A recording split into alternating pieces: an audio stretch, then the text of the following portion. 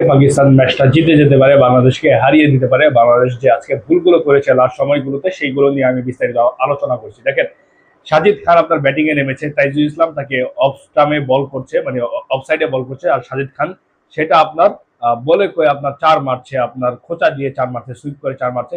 তো বাংলাদেশ কিন্তু stump line করিডোরটা কিন্তু ছেড়ে দিয়েছে। আপনার তাইজুল ইসলাম, আপনার সাজিদ খানের মতো ব্যাটসম্যান, আপনি তাকে কেন স্টাম্প ছাড়বেন? আপনি লাগাতার স্টাম্পে বল করবেন, সেখানে স্টাম্পের লাইনটা ছেড়ে দিয়ে সে অফ সাইডে বল করছে। আপনারা যদি এইভাবে যদি আপনারা বল করেন এই লাস্ট মুহূর্তে এসে, তাহলে 130-40 রান কিন্তু পাকিস্তানের জন্য কোনো ব্যাপার হবে না। মোহাম্মদ রিজওয়ান কালকে তাকে কোনোভাবেই কিন্তু ভালো খেলতে দেওয়া যাবে না। তাসকিন আহমেদ শুরুতেই যেন উইকেটটা নেওয়া, আমাদের সেই প্রত্যাশা থাকবে। আপনারা কি মনে করছেন বাংলাদেশ কি কালকে জিততে পারবে কিনা? এবং শুরুর দিকে যদি তাসকিন আহমেদ যদি বলটা মুভমেন্ট করাতে পারে, বল যদি দুই সাইডে মুভমেন্ট করাতে পারে, তাহলে 3টা উইকেট এমন হতে পারে তাসকিন আহমেদই নিয়ে নিবে।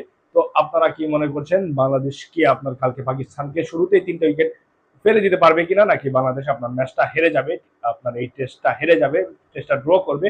আপনারা যা কি মনে করছেন আপনাদের মন্তব্য মতামত কমেন্ট বক্সে জানিয়ে দিতে পারেন। ভালো থাকবেন, সুস্থ থাকবেন, ধন্যবাদ সবাইকে।